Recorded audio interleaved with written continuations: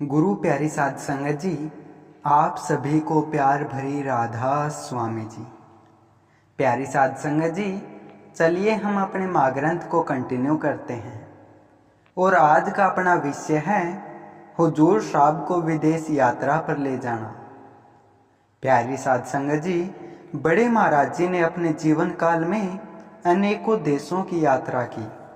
सर्वप्रथम सन 1984 में वे भाई नंद सेरा का निमंत्रण स्वीकार कर बड़े महाराज जी ने अमेरिका और कनाडा जैसे सुदूरवर्ती देशों में जीवों को शांति की राह दिखाने के लिए पहुंचे।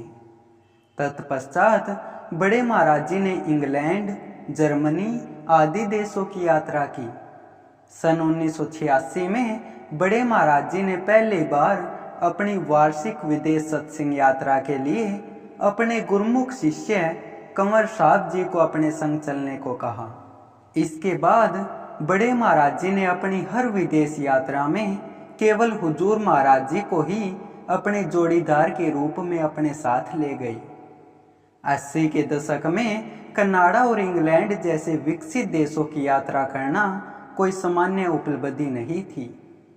उस कालखंड में पश्चिमी देश तकनीकी प्रगति के शिखर पर थे, हमारे देश से कहीं अधिक उन्नत। वे विलासिता और उच्च जीवन शैली के प्रतीक थे। उनके शहर गगनचुंबी इमारतों, आधुनिक वास्तुकला, विशाल शॉपिंग मॉल्स, फैंसी इलेक्ट्रॉनिक्स की दुकानों, स्टाइलिश कपड़ों के शोरूम और अद्भुत बाजारों से सज्जित थे। उस समय हमारे देश में इस तरह की उन्नत और विकसित जीवन शैली की कल्पना करना बेहद कठिन था। दिनोद के सरल ग्रामीण वातावरण से उठकर जब हुजूर साहब अपने गुरुदेव के साथ अमेरिका, कनाडा और इंग्लैंड जैसे विकसित देशों की सत्संग यात्रा पर गए, तब इन नगरों की चमक दमक उनके मन को विचलित नहीं कर पाई। उन्होंने इन यात्राओं के दौरान भी अपने मन और समय को पूर्णतः गुरु सेवा में समर्पित रखा। हुजूर साहब ने विदेशी धरती पर भी अपनी शरण गुरु चरणों में ही बनाए रखी। उनके लिए दुनिया का कोई भी आकर्षण गुरु के प्रति उनके समर्पण से बड़ा नहीं था। उनके लिए अमेरिका और दिनोद में कोई फर्क नहीं था। विदेश में भी उन्होंने अपना चित्त बड़े महाराज जी की व्यक्तिगत सेवा में लगाया, जैसे कि उन्हें प्रातःकाल जगाना, चाय पिलाना, स्नान कराना, कपड़े धोना, उनके भोजन की व्यवस्था करना इत्यादि। व्यक्तिगत सेवाओं के अतिरिक्त जब सत्संग की बारी आती तो हुजूर महाराज जी ने बड़े महाराज जी के नाम और उपदेशों के प्रचार के लिए किए गए अथक प्रयासों को सार्थक करने के लिए एक शिष्य के रूप में अपना तन और मन पूरी तरह से समर्पित कर दिया। हुजूर महाराज जी वहां शब्दवाणी करके घंटों तक संगत के समक्ष एक रूहानी और ऊर्जावान वातावरण सर्जित करते थे। यात्रा के दौरान जब बड़े महाराज जी सत्संग की अमृत वाणी सुनाते, तब हुजूर साहब उनके प्रत्येक शब्द को सावधानी पूर्वक अपनी डायरी में अंकित करते, ताकि भारत वापसी पर इस अमूल्य ज्ञान को संगत तक साहित्य के माध्यम से पहुंचाया जा सके। इन विदेश यात्राओं में हुजूर साहब दुभाषिए की भूमिका भी निभाते थे। इस प्रकार वे अपने गुरु के रूहानी संदेश को विदेशी भूमि पर प्रसारित करने में एक प्रमुख सहायक के रूप में अपना कर्तव्य निभा रहे थे। हुजूर साहब की समर्पण भावना और निष्ठा अत्यंत गहरी थी। जब वे आश्रम से बाहर विदेश यात्रा पर होते तो वह एक पल के लिए भी बड़े महाराज जी को अकेला नहीं छोड़ते थे। युवा होने के बावजूद उनकी निष्ठा और संयम इतना प्रबल था कि बड़े महाराज जी को स्वयं हुजूर साहब को प्रेरित करना पड़ता था कि वे कुछ समय के लिए अकेले बाहर जाएं, नए देश में घूमें और मुख्य पर्यटन स्थलों का आनंद लें। बड़े महाराज जी अक्सर हुजूर साहब से कहते, मास्टर, जा बाहर बाजार घूमा, कपड़े लत्ते या और कुछ घर के लिए पसंद आए तो खरीद ले, अपने लिए नहीं तो बच्चों के लिए कुछ ले ले। परंतु हुजूर साहब हमेशा किसी बहाने से इस प्रस्ताव को अस्वीकार कर देते, यह कहते हुए कि उन्हें किसी भी चीज की आवश्यकता या इच्छा नहीं है।